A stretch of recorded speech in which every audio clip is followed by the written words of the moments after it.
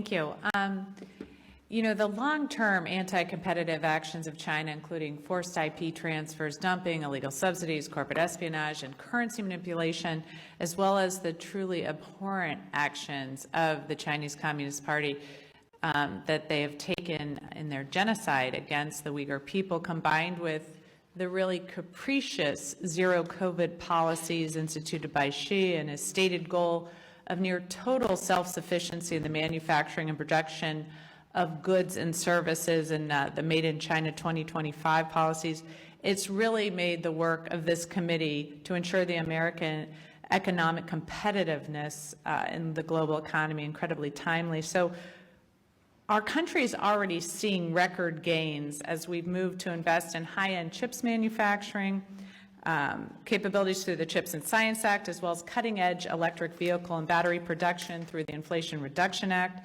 And as a result of this legislation, businesses have announced private investments of $210 billion in semiconductor manufacturing and $88 billion in electric vehicle and battery production over just the past 2.5 years.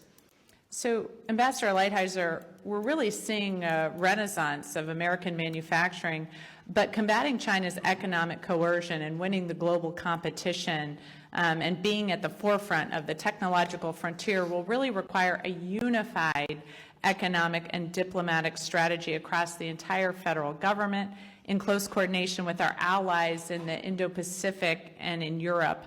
And we've already seen China take the lead in expanding its economic influence worldwide through the Belt and Road Initiative, and in the Pacific region through its ratification of the Regional Comprehensive Economic Partnership. So, as sort of a strong example of the critical need for multilateral economic engagement with our allies to counter China, the Biden administration earlier this year negotiated a deal with Japan and the Netherlands to join our export controls against China's semiconductor industry. This effort has been critical in degrading China's advanced semiconductor manufacturing and R&D sectors by depriving them of the modern tech and inputs needed to grow and expand. However, without the joint effort of our allies, our unilateral export controls could really be evaded and sometimes rendered toothless. So I think we've heard here today, and I think we've seen this from the administration as well in the previous administration, this desire to reshore a lot of American manufacturing and support American business. But we also do need our allies in this fight to, I think, present the strongest possible counter to Chinese incursions across the world. How do you balance that? You were talking a little bit about it, and it almost sounded as if you said, we've got to do what we've got to do, and then we've got to brand what we're doing to bring our allies along with us. And I think that's probably what Jake Sherman has said a little bit of, but is there more we could do with our allies, not free trade agreements, but some steps that we could take to sort of help bring them along with us? So that's a great question and a fundamental question. And thank you. First of all, let me just say that when you talk about this manufacturing coming back and these things being done, all of which of course are true, keep in mind that a lot of this started because of the tariffs we put in place. So we put 25% tariffs on all this stuff.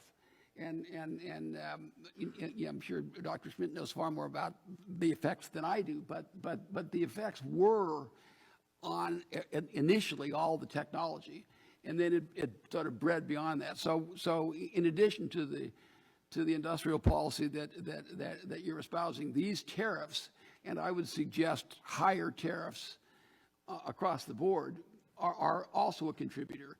So if you look at why does Apple go to India for their phones, there's a whole sense that this is an unstable relationship between the United States and China, and the tariffs are one of the classic ones. Now the next thing I just want to make that point. I'm sorry for hijacking your minute, but I'll talk quickly. So do I think we should work with allies? Yeah, for sure.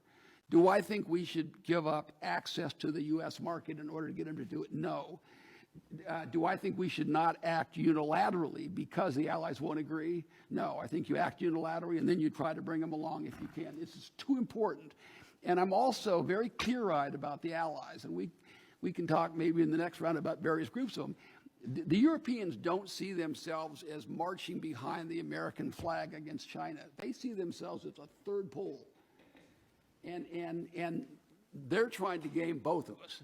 Now, are they on our side fundamentally in the sense that, that we're democracies and the like? Yeah. But I think sometimes we get the idea that they're more on board with us.